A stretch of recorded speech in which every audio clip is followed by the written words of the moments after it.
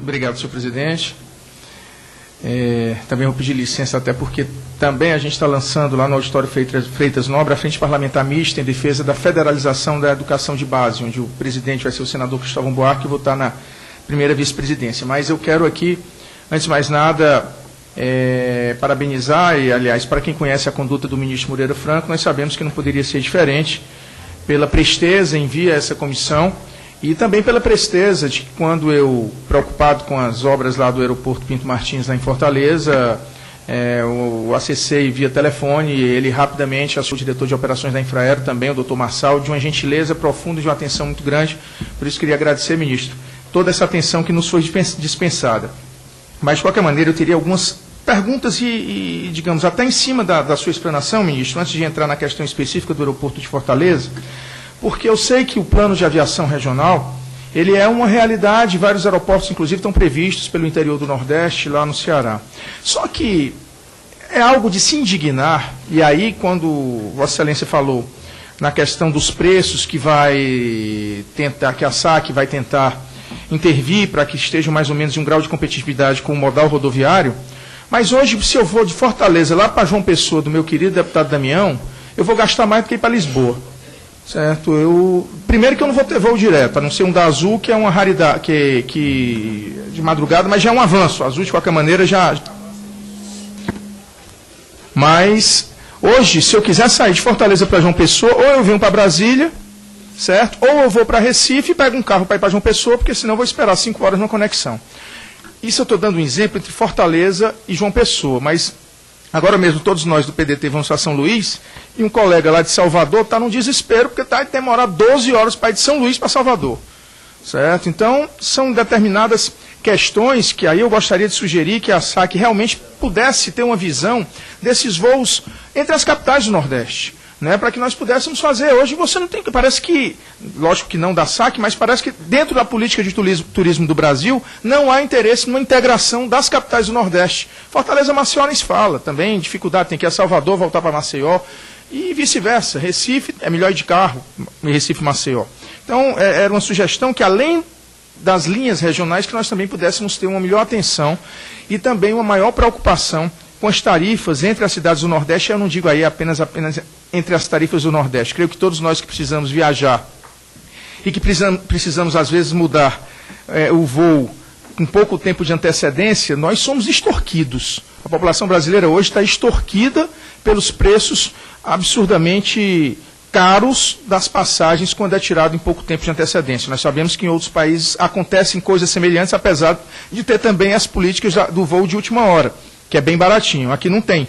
Né? Mas você, de repente, para nós que somos parlamentares, não vou dizer tanto, para pessoas de negócio também não, mas para uma pessoa que está doente, da noite para o dia, ela ter que se deslocar, ou um parente ter que se deslocar e ter que, de repente, não poder ir, porque os preços ultrapassam. Fortaleza, Brasília, por exemplo, ultrapassa R$2.000 se eu comprar hoje uma passagem para amanhã.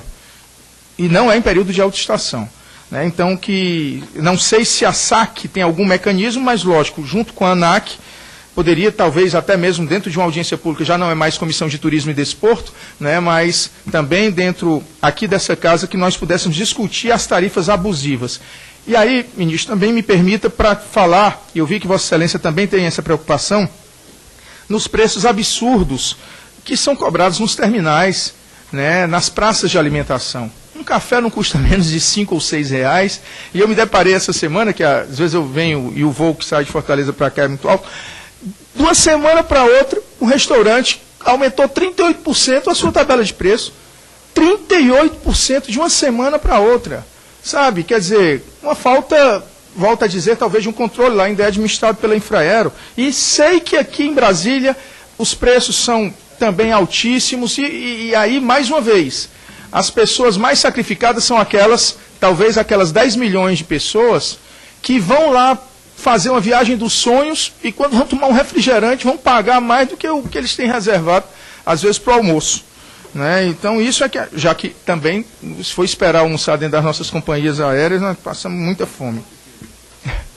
Tudo caríssimo.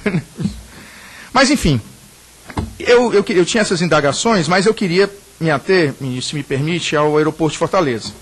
certo? Como Vossa Excelência mesmo colocou, o de maior preocupação. E me preocupa primeiramente pelo esse terminal temporário, né, que, por mais que não seja, mas já vulgarizou, o nome lá no Ceará é puxadinho mesmo, que os preços que nós temos conhecimento vão custar 3,5 milhões de reais a construção desse terminal temporário. É um valor absurdo para, digamos assim, para um orçamento que já é escasso e mais me preocupa ser verdadeiramente temporário. Porque o check-in de Fortaleza, deputado Zé Rocha, é o pior proporcionalmente do Norte-Nordeste. O aeroporto de Salvador, o aeroporto de Fortaleza, esse novo terminal foi construído em 1998. São 16 anos sem nenhuma melhoria, nada. O que se tinha de check-in naquela época é o que se tem de check-in hoje. E a população cresceu aproximadamente 30% nesse período. E a população que utiliza o aeroporto, muito mais. Né? Então nós temos uma dificuldade muito grande com o aeroporto de Fortaleza na área de check-in. É tanto que sugeri até ao diretor de operações da Infraero, se não agora para a Copa, que o tempo é muito exíguo, mas que nós pudéssemos utilizar o terminal antigo, que é do outro lado da pista, para que nós pudéssemos de repente deslocar uma companhia aérea, e ele foi muito receptivo a essa ideia. Mas esse terminal temporário me preocupa demais. Está na casa do sem jeito, mas poderia não estar. E a culpa não é de Vossa Excelência, que em 2011, quando fomos aquelas primeiras visitas à Comissão de Turismo e Desporto para as cidades sedes da Copa, nós já detectávamos que a Infraero de Fortaleza ela estava completamente perdida, completamente atrasando todos os prazos. A única coisa que efetivamente foi um exemplo para o Brasil foi a construção, a reforma do Castelão, que terminou bem antes e por um valor bem menor. Numa demonstração clara de que quando o dono, quando diz o dono hipoteticamente, mas o gestor está dentro, as coisas andam. E a Infraero, infelizmente, não esteve presente. Eu sei que o ministro, quando esteve em Fortaleza, ficou completamente indignado com a morosidade e com a omissão da construtora. E aí eu teria uma pergunta específica, ministro, até por conta de que nós estamos votando uma medida provisória aqui nessa casa, que é sobre o RDC, que vai ampliar a RDC para tudo quanto é obra e serviço no Brasil.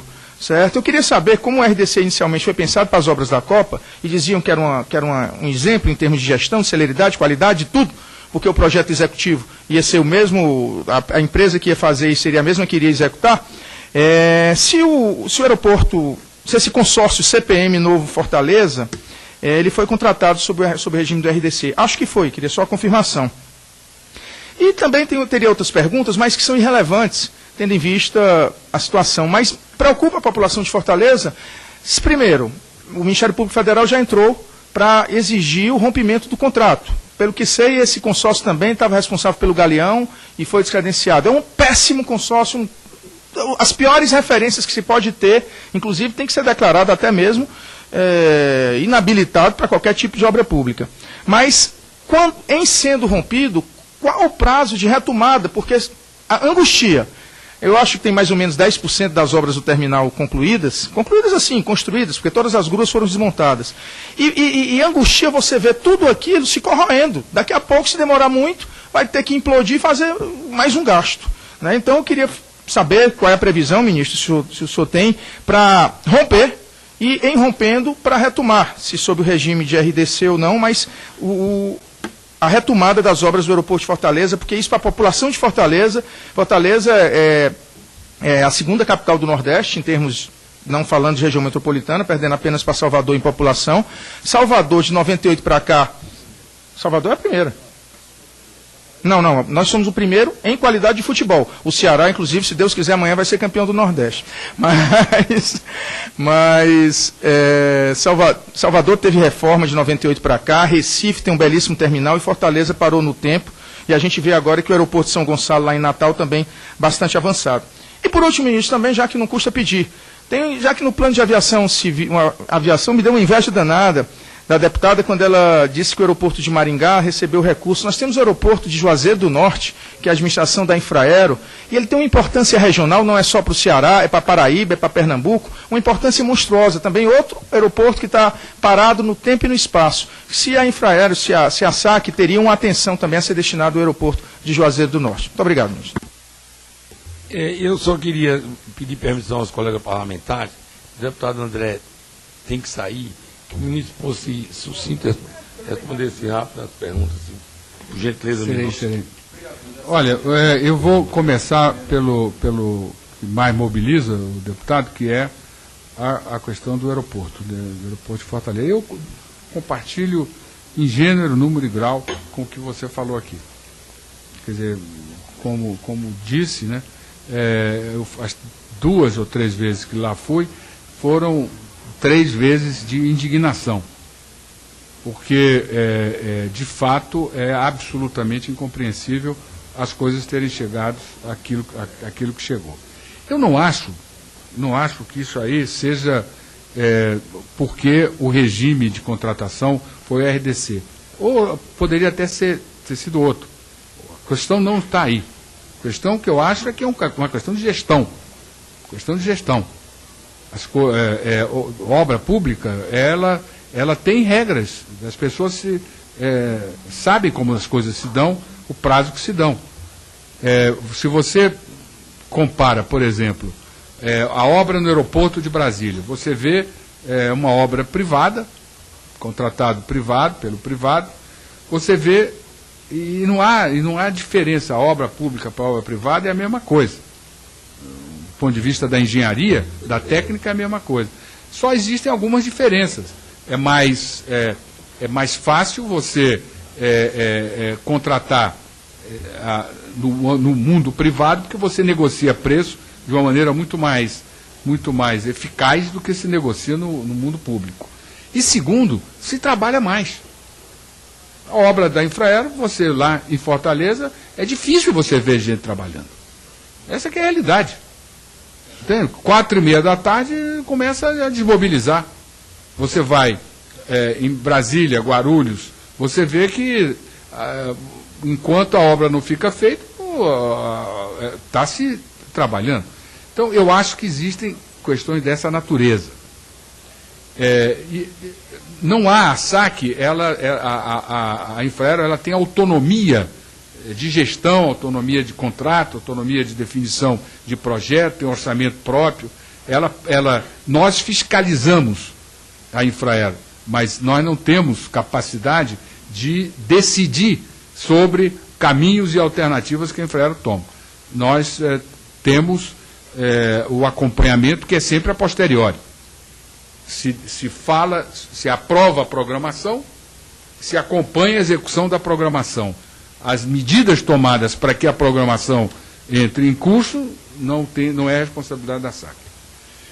Isso faz, quer dizer, eu posso sugerir, como fiz, demissão de vários superintendentes por força desse tipo de coisa. Mas muito pouca coisa além disso. Eu acho que nós temos que cuidar, e eu estive conversando sobre isso com um diretor da Infraero, nós temos que conduzir essa questão de Fortaleza com muita cautela. Porque nós temos na Infraero 2 experiências que são absolutamente desastrosas. Uma é Goiás. Se teve uma licitação há 5, 6, 7 anos atrás, uma licitação complicada, a obra complicou, a Justiça, o Tribunal de Contas entraram, a Infraero paralisou a obra, e nós, depois de muita conversa com a Justiça, com o Tribunal de Contas, juntando Justiça, Tribunal de Contas, consórcio e Infraero, nós conseguimos, eu assinei a ordem de reinício da obra. O sacrifício para a população de uma obra paralisada de aeroporto é brutal. Brutal. E pergunte a qualquer parlamentar goiano que ele lhe dará o testemunho. Nós estamos até agora, com a mesma situação no aeroporto de Vitória. Sendo que em Vitória a empreiteira teve que ir para a Justiça para tentar cancelar o contrato. Para você veja o absurdo que as coisas chegaram. Ainda não se conseguiu concluir a negociação com o tribunal. O tribunal tem sido extremamente receptivo, cauteloso, demonstrado espírito público, percebendo a necessidade de retomada dessa obra. A expectativa é que se consiga, nos próximos dias, se praticar o que se praticou em Goiânia. Então, eu creio que a recomendação, e eu peço até que acompanhe, que chame aqui, converse com o pessoal da Infraero, para que não se tenha nenhuma precipitação. Porque a pior solução não é passar a mão em cima do descalabro do encaminhamento que se viu lá por parte do consórcio responsável. Mas também não se pode, de uma maneira abrupta, que não respeite as regras da lei, cancelar contrato, punir, porque isso tem ação judicial, e aí a obra fica paralisada, o aeroporto não anda, e o grande sacrificado será a população. Então, eu até acho que é fundamental, e lhe sugiro, se me permite, um acompanhamento mais detalhado desse caso, para evitar que vocês lá tenham a mesma experiência que o povo de Vitória e que o povo de Goiânia tiveram, que não é uma boa experiência.